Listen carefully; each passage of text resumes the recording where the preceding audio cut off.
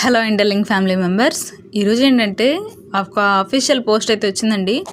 అదేంటంటే మనం face verification చేసుకుంటాం కదా ఇంటర్లింక్కి సంబంధించి. ఆ వెరిఫికేషన్కి సంబంధించి మన ఫేస్ని లెఫ్ట్కి రైట్కి టర్న్ అవ్వమని చెప్పడం. నెక్స్ట్ వచ్చేసి ఆ ప్రాసెస్ కొంచెం ఎక్కువ టైం పడుతుంది.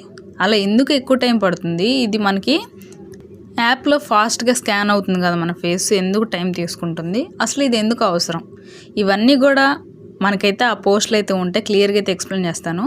నెక్స్ట్ వచ్చి ఏంటంటే చాలామందికి ఇంటర్లింక్లో ఉన్నటువంటి ఇన్కమ్ కాదండి, టోకెన్స్ని ఏ విధంగా ఎన్ని రకాలుగా మనం సంపాదించుకోవచ్చు అనేది చాలామందికి అయితే తెలియదు. కాబట్టి ఈ వీడియోలో ఎన్ని టైప్స్ అనేవి ఉన్నాయనేది క్లియర్గా అయితే తెలుసుకుందాం. వీడియోని ఎక్కడ కూడా స్కిప్ చేయకుండా లాస్ట్ వరకు చూడండి, చాలా ఇన్ఫర్మేటివ్గా ఉంటుంది వీడియో. ఇంకా మన ఛానల్ని సబ్స్క్రైబ్ చేసుకునే వాళ్ళు వెంటనే సబ్స్క్రైబ్ చేసుకోండి, రెగ్యులర్గా ఫాలో అవుతుండండి. ఇప్పుడు మన టాపిక్లో వచ్చినట్లయితే మనం ఇంటర్లింక్లో వెరిఫికేషన్ చేసుకుంటాం కదా. వెరిఫికేషన్ గురించి అసలు ఇది ఎందుకు, ఎలా పనిచేస్తుంది, దీనికి సంబంధించి అసలు స్లోగా ఎందుకు అవుతుంది, ఇవన్నీ కూడా క్లియర్గా అయితే ఎక్స్ప్లెయిన్ చేశారనమాట ఈ పోస్ట్లో. అవన్నీ పాయింట్స్ వైజ్గా చెప్తాను, వీడియోని స్కిప్ చేయకుండా చూడండి. ఇక్కడ మనకి ఫస్ట్ పాయింట్లో ఏం చెప్తున్నారంటే ఈ సిస్టమ్ ఎందుకు అంటే వెరిఫికేషన్ అసలు ఎందుకు అనేది చెప్తున్నారు. ఇంటర్లింక్లో ఏ వెరిఫికేషన్ అనేది వెరిఫైడ్ ఐటీఎల్జీ ఎలిజిబిలిటీని చెక్ చేయడానికి వాడతారు అని అయితే చెప్తున్నారు. అంటే మనం నిజంగా ఒరిజినల్గా ఎలిజిబిలిటీ ఉన్న వాళ్ళమేనా, హ్యూమన్స్ ఏనా అని చెప్పేసి చెక్ చేయడానికి ఇలాగా వెరిఫికేషన్ అనేది జరుగుతుంది. అంటే ఇది నిజమైనటువంటి మనుషులా కాదా అనేది గుర్తించడానికి చాలా బాగా యూజ్ అవుతుంది అనేది చెప్తున్నారు. నెక్స్ట్ వచ్చేసి ఇది ఎలా పనిచేస్తుంది, ఇక్కడ మల్టీ సైకిల్ అని చెప్పేసి ఒక వెరిఫికేషన్ అనేది జరుగుతుంది. అంటే మనం ఫేస్ అనేది లెఫ్ట్కి రైట్కి టర్న్ చేసినప్పుడు మన బిహేవియర్ ఎలా ఉంది, ఇంకా అంతేకాకుండా మనం నిజమైనటువంటి వ్యక్తులమేనా అని చెప్పేసి క్లియర్గా అయితే వెరిఫికేషన్ చేసుకుంటుంది. దీని గురించి ఇంకా బాగా చెప్పాలంటే ఇప్పుడు రోబోట్స్ ఏమన్నాయి అనుకోండి, వాటికి లెఫ్ట్కి రైట్కి టర్న్ అవ్వమని చెప్పమంటే అవి యాక్యురేట్గా మనుషులంతా క్లియర్గా అయితే ఆ సైడ్కి అయితే టర్న్ చేయలేవండి ఫేస్. నిజం చెప్పాలంటే ఇప్పుడు ChatGPTలో కూడా మనం ఒక ఇమేజ్ ఒక రైట్ సైడ్ హ్యాండ్తో రాస్తున్నటువంటి ఇమేజ్ని మనం జనరేట్ చేయమని చెప్తే అది లెఫ్ట్ సైడ్ చూపిస్తుంది. కాబట్టి ఇంకా ఇంకా ఇంప్రూవ్ అవ్వలేదన్నమాట లెఫ్ట్ రైట్ అని చెప్పేసి. అదేవిధంగా మనం మనుషులం కాబట్టి మనం క్లారిటీగా ఆ వెరిఫికేషన్ అనేది బాగా చేస్తాం కాబట్టి అది కరెక్టా కాదా అని చెప్పేసి వెరిఫై చేస్తుందని అయితే చెప్తున్నారు. అంతేకాకుండా మన ఫేస్ని ఒకేసారి స్కాన్ చేసేసి వెరిఫై చేయకుండా లెఫ్ట్కి రైట్కి పైకి కిందకి ఇలాగా మనకి ఫేస్ని టర్న్ చేయమని చెప్పి కొంచెం టైం అనేది తీసుకుంటుంది. అంటే క్లియర్గా హ్యూమన్ ఎలా అయితే ఉంటారో బిహేవియర్ అనేది ఎలా ఉంటుందో అనేది మొత్తం అది వెరిఫై చేసుకుంటుందండి. కాబట్టి దీనివల్ల మనం మనుషులమా కాదా అనేది ఈ యొక్క ఏదైతే వెరిఫికేషన్ సిస్టమ్ ఉంటుందో దానికి బాగా అర్థమవుతుంది. సెకండ్ పాయింట్లో ఏం చెప్తున్నారంటే ట్రెడిషనల్ కేవైసీలా స్లో కాదని అయితే చెప్తున్నారు. సాధారణంగా చూసుకుంటే కేవైసీ అనేది చాలా స్లోగా జరుగుతుంది, లెంతీ ప్రాసెస్ అనమాట. కానీ ఇక్కడ ఇంటర్లింక్ ఏ వెరిఫికేషన్ అనేది కొన్ని సెకండ్స్లోనే పూర్తవుతుంది అని అయితే చెప్తున్నారు. అంటే కేవైసీ అంత కష్టంగా అయితే ఉండదు, కానీ మనకి కేవైసీ కంటే చాలా సింపుల్గానే ప్రాసెస్ అనేది జరుగుతుందని అయితే చెప్తున్నారు. నెక్స్ట్ ఈ వెరిఫికేషన్ అనేది అసలు ఎందుకు పెట్టారనేది చూసుకుంటే, ఒకవేళ మనం రోబోట్స్ కానీ స్క్రిప్టెడ్ యాక్షన్స్ ఏమన్నా చేస్తే, అంటే ఇదంతా ఒరిజినల్గా కాకుండా ఫేక్ కంటెంట్ కనుక మనం ఏమన్నా చేసినట్లయితే వెరిఫికేషన్ టైంలో సడన్గా అబ్నార్మల్ స్పైక్స్ అనేవి కనిపిస్తూ ఉంటాయి. అంటే మనం ఒరిజినల్గా కాకుండా డూప్లికేట్ అనేది అది అర్థం చేసుకుంటుంది. నెక్స్ట్ వచ్చేసి ఆర్టిఫిషియల్ అండ్ స్క్రిప్టెడ్ అని చెప్పేసి అది అర్థం చేసుకొని రిజెక్ట్ చేయడం జరుగుతుంది.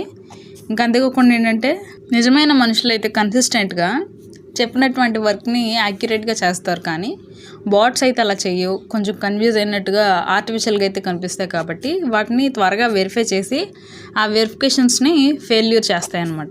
ఈ ఏదైతే వెరిఫికేషన్ చేసే సిస్టమ్ ఉందో అది ఫెయిల్ చేయడం అయితే జరుగుతుంది. ఎందుకు మన ఇంటర్లింక్లో మనుషులకి ఎక్కువ ప్రాధాన్యత ఉంది మెషిన్స్ కంటే, రోబోట్స్ కంటే అని అంటే ఇక్కడ ఒక పాయింట్ అయితే చెప్తున్నారు. ఫోర్త్ పాయింట్లో ఇక్కడ హ్యూమన్ ప్రెజెన్స్ ఉంటే మాత్రమే ఎలిజిబిలిటీ గ్రో బాగా అవుతుందని అయితే చెప్తున్నారు. మన కమ్యూనిటీ కూడా ట్రస్ట్ అనేది పెరుగుతుంది, హ్యూమన్స్ ఇంక్లూడ్ అయి ఉంటేనే ప్రాజెక్ట్ అనేది చాలా బాగా రన్ అవుతుందని అయితే చెప్తున్నారు. అంటే రియల్ లాంగ్ టర్మ్ యూసేజ్ ఉన్న వాళ్ళకి మాత్రమే బెనిఫిట్ అనేది ఉంటుందన్నమాట.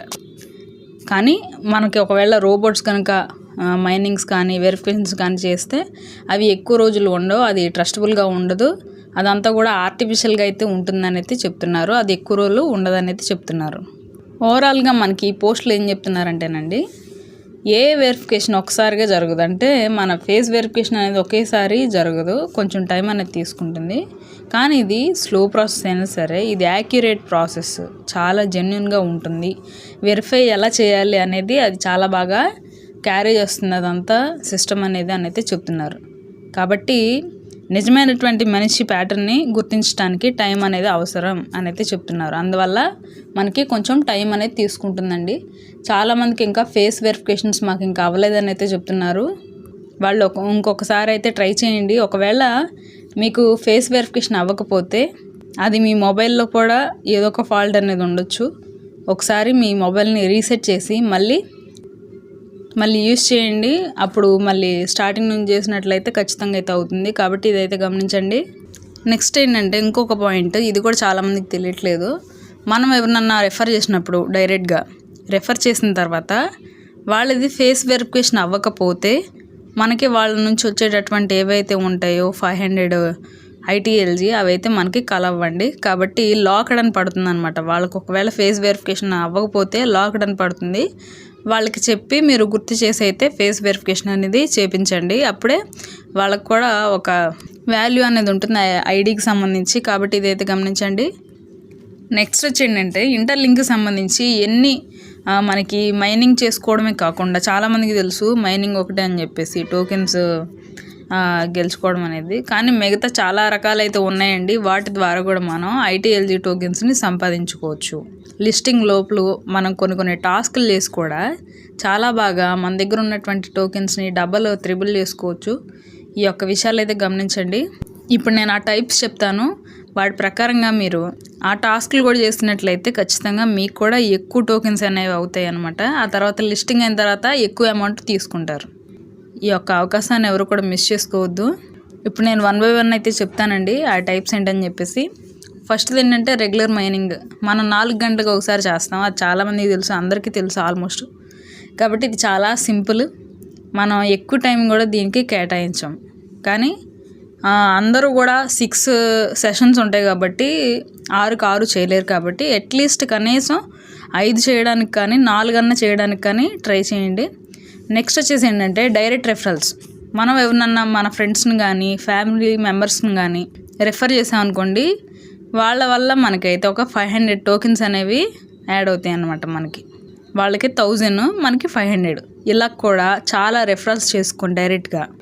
ఎక్కువ మనం ఇలాగ టోకెన్స్ని ఇంప్రూవ్ చేసుకోవచ్చు. ఇది చాలా మంచి అవకాశం అనమాట. కాబట్టి దీన్ని అయితే మిస్ చేసుకోవద్దండి. నెక్స్ట్ వచ్చేసి ఇండైరెక్ట్ రెఫరల్స్. ఇప్పుడు మనం డైరెక్ట్గా ఎవరినైతే రెఫర్ చేస్తామో వాళ్ళు సైలెంట్గా ఉండరు కదా, వాళ్ళు కూడా రెఫర్ చేస్తారు కదా వేరే వాళ్ళని. అప్పుడు మనకి వాళ్ళు డైరెక్ట్ కాకుండా ఇండైరెక్ట్ అవుతారనమాట. అప్పుడు మనకి 250 టోకెన్స్ కలుస్తాయి. కాబట్టి ఇది కూడా చాలా మంచి టైప్ అని చెప్పుకోవాలి.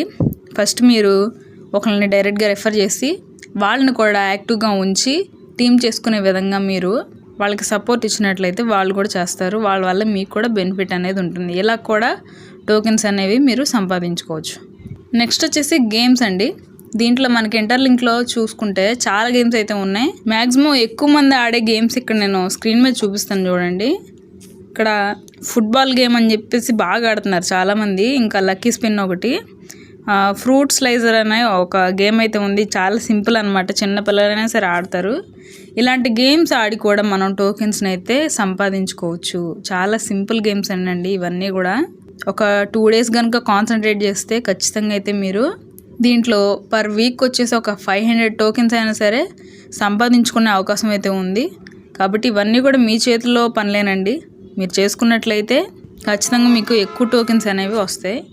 ఇంకా నెక్స్ట్ వచ్చేసి ఏంటంటే 4 million ఈవెంట్. ఇది మనందరికీ తెలిసిందే. ప్రజెంట్ ఇంకొక 2 days మనకి టైం ఉంది. ఈ లోపల కూడా మీరు ఫేస్బుక్లో, ట్విట్టర్లో ఇంకా అంతేకాకుండా మీ రెఫర్ కోడ్ని ఎవరికన్నా ఎంటర్ చేయమని చెప్పేసి మీరు మీ టీంలో వాళ్ళకి చెప్పారనుకోండి, వాళ్ళు ఎంటర్ చేస్తారు. వాళ్ళకి ఒక స్పిన్, మీకు ఒక స్పిన్ అలాగా రావడం అయితే జరుగుతుంది. అలాగే ఒక 10 spins అయినా సరే పర్ డే చేయడానికి అయితే ట్రై చేయండి. ఒక 2 to 3 days మాత్రమే మనకి టైం ఉంది. ఈ టైంలో కూడా మనం ఒకవేళ లక్ ఉన్నట్లయితే ఖచ్చితంగా USDT అయితే మనం సంపాదించుకోవచ్చు అనమాట. మీలో ఎవరైనా ఈ 4 మిలియన్ ఈవెంట్కి సంబంధించి ఎలా చేసుకోవాలి ఏంటనేది తెలియకపోతే నేను వీడియో అప్లోడ్ చేశానండి, మన ఛానల్లోనే ఉంటుంది, చెక్ చేసి స్క్రీన్ మీద కనిపిస్తున్నటువంటి రెఫర్ కోడ్ని అయితే ఎంటర్ చేయండి. మీకు ఒక స్పిన్ నాకు ఒక స్పిన్ అనేది వస్తుంది, కాబట్టి ఇదైతే గమనించండి. నెక్స్ట్ వచ్చేసి ఏంటంటే నెక్స్ట్ టైప్ వచ్చేసి సెక్యూరిటీ గ్రూప్ మైనింగ్ అండి. ఇది ప్రతిరోజు అందరం చేస్తుంది.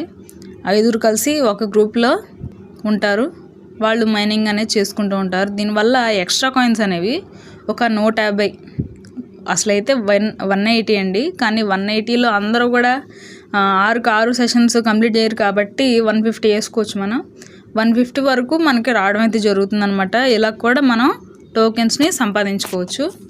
ఇంకా నెక్స్ట్ టైప్ ఏంటంటే మనకి ఇక్కడ అంబాసిడర్ ప్రోగ్రామ్ అనమాట. దీనికి సంబంధించి మీకు ఏమేమి అర్హతలు ఉండాలనేది నేను ఆల్రెడీ వీడియో అయితే చేశాను. ఆ వీడియోకి సంబంధించి నేను మన ఛానల్లోనే ఉంటుంది, స్టార్టింగ్లోనే, ఒకసారి మీరు చూడని వాళ్ళు వెంటనే చూడండి. 5 డైరెక్ట్ 5 ఇండైరెక్ట్ రెఫరల్స్ అనేది ఉండాలి. ఇంకా కొన్ని మీరు యాక్టివిటీస్ అనేవి చేయాలన్నమాట. అవి చేసినట్లయితే ఎలిజిబుల్ అవుతారు. ఈ అంబాసిడర్ ప్రోగ్రామ్ ద్వారా ప్రతి నెల కూడా కొన్ని USDTs అయితే రావడం అయితే జరుగుతుంది. ఇంకా అంతేకాకుండా దీంట్లోనే ITLG రివార్డ్స్ అయితే వస్తాయి అన్నమాట. ఇంకా కొంతమందికి టోకెన్స్ కూడా కాలవడం అయితే జరుగుతుంది అనమాట. డిస్ట్రిబ్యూషన్ అనేది జరుగుతూ ఉంటుందండి. ఇలా కూడా అయితే చాలామంది కూడా టోకెన్స్ అనేవి సంపాదించుకోవచ్చు. ఇవి చాలామందికి తెలియకపోవచ్చు కాబట్టి నేనైతే చెప్తున్నానండి. మీలో ఎంతమంది గేమ్స్ ఆడేవాళ్ళు ఉన్నారు, ఏ గేమ్ని ఎక్కువ వాడుతున్నారు, ఆ గేమ్స్ ఆడటం వల్ల మీకు ఎన్ని టోకెన్స్ వస్తున్నాయి అనేది కామెంట్స్లో అయితే తెలియజేయండి. ఇంకేమైనా డౌట్స్ ఉన్నా కూడా కామెంట్స్లో అయితే తెలియజేయండి. వీడియో ఇన్ఫర్మేటివ్గా అనిపిస్తే వీడియోకి లైక్ చేసి మన ఛానల్ని సబ్స్క్రైబ్ చేసుకొని సపోర్ట్ చేయండి. Thank you very much.